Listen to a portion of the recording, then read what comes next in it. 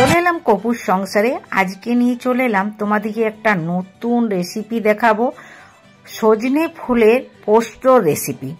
এই রেসিপিটা অনেকেই খেয়েছো অবশ্যই, আর যারা খাওনি তারা অবশ্যই আমার ভিডিওটা দেখে একবার অন্তত খেয়েও দেখো কিভাবে বানাবে এই সবজিটা বা পোস্ত রেসিপিটা।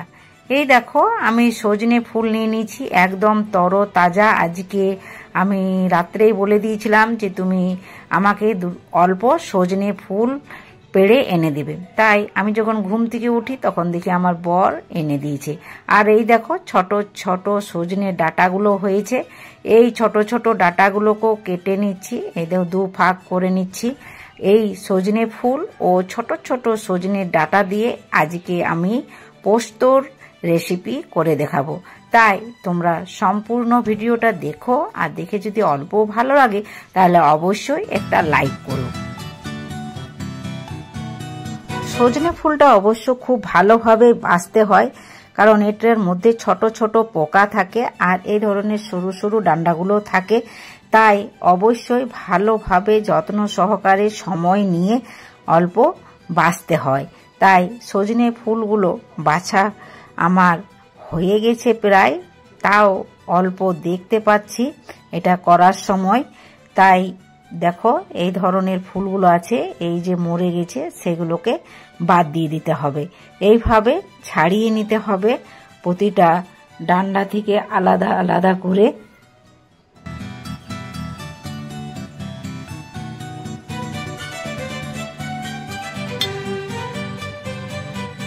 বাছা হয়ে গেছে, এবারে জল দিয়ে ধুয়ে নেব 3 থেকে 4 বার। কিন্তু খুব ভালোভাবে এই ফুলগুলোকে ধুতে হবে, কারণ এখন তো খুব ধুলো বালি আছে, তাই ফুলের মধ্যে অনেক নোংরা জমে আছে, তাই ভালোভাবে এটাকে ধুতে হবে।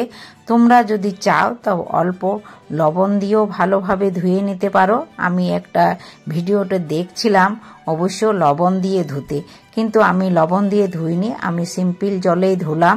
কিন্তু অনেকেই বলে যে এটা তিতকুটে লাগে, খেতে কেমন লাগে, কিন্তু একদমই না, একদমই তিতকুটে লাগবে না। তোমরা যদি আমার এই পদ্ধতি ফলো করো তাহলে দেখবে এই যে আমাদের সিজন, অবশ্যই ফুল খাওয়া অবশ্যই দরকার। আমি এই ফুলের সবজি রেসিপি অনেকগুলোই দিয়েছি আমার ভিডিওতে, তোমাদের যেটা পছন্দ অবশ্য দেখে নিতে পারো। এইভাবে ধুয়ে নিলাম। আর দেখো এখন চলে এসছে বাজারে নতুন আলু। এই অপরটাকে এইভাবে অল্প ছুরি দিয়ে ছিলে নিলেই হবে, কোনো ছেলার দরকার নেই। এইভাবে ঘষে ঘষে নিলেই কিন্তু আলুটা ছেলা হয়ে যায়। এইভাবে আমি আলুগুলোকে ছিলে নিলাম। আর কিভাবে পিস করবে দেখো, পিসটাও দেখিয়ে দিচ্ছি, মাঝে ফাঁক করে নিলাম আর এইভাবে আমি সমান আকারে কেটে নিলাম। প্রত্যেকটাই দেখো একই আকারেই কাটা হয়েছে, ডোমো ডোমো করেই কেটেছি। আর এদিকে একটা কড়াই চাপিয়ে দিয়েছি, দিয়ে দিলাম সাদা তেল। সাদা তেলের জায়গায় সর্ষে তেলও ব্যবহার করতে পারো, আর গোটা জিরের ফোড়ন দিয়ে দিলাম। তেলটা বেশি পরিমাণেও ব্যবহার করতে পারো, কিন্তু আমি সব সময় বলেছি আমি অল্প তেলেই রান্না করি। আর দিয়ে দিলাম আলুগুলো এর মধ্যে দিয়ে ভালোভাবে এটাকে ভেজে নেব। ভাজা হয়ে গেল, আর আমি এদিকে যে সজনের ফুলটা ধুয়ে রেখেছিলাম এর মধ্যে আলুগুলোর মধ্যে দিয়ে দিচ্ছি। আলুগুলোর মধ্যে দেওয়া হয়ে গেলে ভালোভাবে এটাকে আবারও নেড়ে নিতে হবে। তা করতে বন্ধু তোমাদেরকে বলে দিই অবশ্যই একটা লাইক করো, আর যারা নতুন তারা অবশ্যই সাবস্ক্রাইব করে দিও, আর পুরাতনরা অবশ্যই নোটিফিকেশনটা অন রেখো। এইভাবে ভালোভাবে নেড়ে চেড়ে নিতে হবে, কিন্তু জল বার হবে, এটা থেকেও জল বার হলো। যেহেতু আলুগুলো অল্প সেদ্ধ হয়েছে, আর একটু সেদ্ধ করা দরকার, তার জন্য আমি সামান্য গরম জল দিয়ে দিলাম। আর দিয়ে দিচ্ছি লবণ। লবণটা নিজের স্বাদ অনুসারে দিও। এবারে ঢাকা দিয়ে দিলাম। বিলাতি বা টমাটো যাই বলো না কেন, আমি এর মধ্যে মাছ বরাবর রেখে দিলাম সিদ্ধ হবার জন্য প্রায় 10 মিনিটের মতো।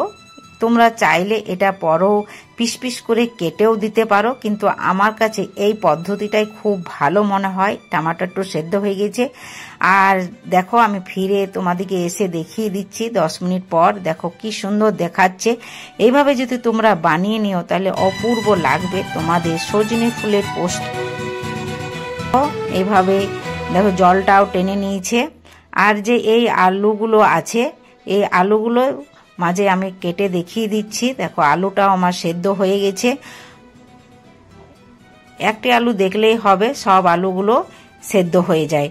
কিন্তু আমরা যখন ভাত দেখি তখন পুরো হাঁড়িটা দেখি না, একটা দুটো চিপলেই আমরা বুঝতে পারি যে আমাদের পুরো ভাতটা হয়ে গেছে। এইভাবে টমাটারটাকে আমি চটকে নিচ্ছি। দেখো মাঝখানটাতে কি সুন্দর অপূর্ব লাগে এই সজনে ফুলের পোস্ত রেসিপিটা। তোমরা অবশ্যই এই পদ্ধতি ফলো করে একবার বানিয়ে দেখো। আর তোমরা কে কোথা থেকে দেখছো অবশ্যই কমেন্ট করতে কিন্তু ভুলবে না বন্ধুরা। তবে বিলাতিটা ভালোভাবে মাখিয়ে নিতে হবে। মাখানো হয়ে গেলে আমি পোস্ত বেটে রেখেছিলাম পেঁয়াজ লঙ্কা দিয়ে ভালোভাবে, তোমরা চাইলে রসুন দিয়ে দিতে পারো, আমি রসুনটা দিইনি। রসুন দিলে অবশ্য ভালো লাগে, কিন্তু আমাকে অনেক সময় রসুনের ঘ্রাণটা ভালো লাগে না, তাই আমি রসুনটা অ্যাভয়েড করেছি। তোমরা চাইলে অবশ্যই রসুন অ্যাড করতে পারো। এই দেখো দিয়ে দিলাম, আর এইভাবে মাখিয়ে নিতে হবে পোস্তটাকে।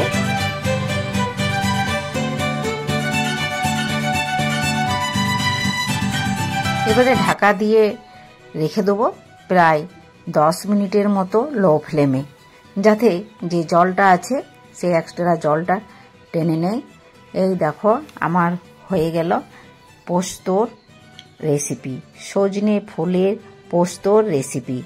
এই জলটা অল্প থাকলেই হবে, কিছুক্ষণ যখন আমি ঠান্ডা করে রেখে দেবো তখন পুরোটাই এই জলটা টেনে নেবে। তাই একবার টেস্ট করে দেখে নিচ্ছি যে আমার সব ঠিকঠাক আছে কিনা। সব ঠিক আছে, আমার রেসিপিটা প্রায় সম্পূর্ণ হয়ে এলো। তোমরা বন্ধু তোমাদের কেমন লাগলো জানাতে একদমই ভুলবে না। অবশ্যই তোমরা কমেন্ট করে জানাবে, তোমাদের কমেন্টের অপেক্ষায় আমি থাকব। তোমাদের এক একটা কমেন্ট আমার কাছে খুব দামি। চলো এবার কিভাবে পরিবেশন করবে সেটাও দেখিয়ে দিই। এইভাবে একটা থালা নিয়ে নিলাম, থালার মাঝ বরাবর দিয়ে দিচ্ছি। তুমি এই রেসিপিটা গরম ভাতে বলো রুটিতে বলো যে কোনো জিনিসের সঙ্গে খেতে পারো। এক থালা ভাত অনায়াসে এই রেসিপিটা দিয়ে খেয়ে নিতে পারবে।